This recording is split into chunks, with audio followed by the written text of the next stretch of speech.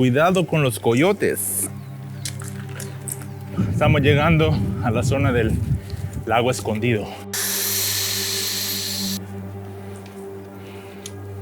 De hecho que sí ha ocurrido alguna que otra tragedia acá en este parque.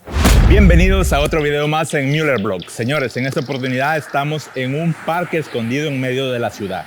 Si tú no te quieres ir lejos de la ciudad para poder estar en contacto con la naturaleza, este es el lugar indicado. Estamos en el Ernest Debs Park, aquí en Montecito Hills.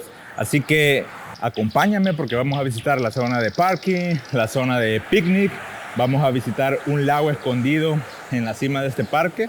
También queremos visitar el centro de interpretación ambiental. Pueden hacer hiking, pueden traer su bicicleta, también pueden traer a sus mascotas, venir a hacer avistamiento de aves. Y les vamos a explicar un poco de lo que es la historia. Así que si quieren ver lo que hay por acá, vamos.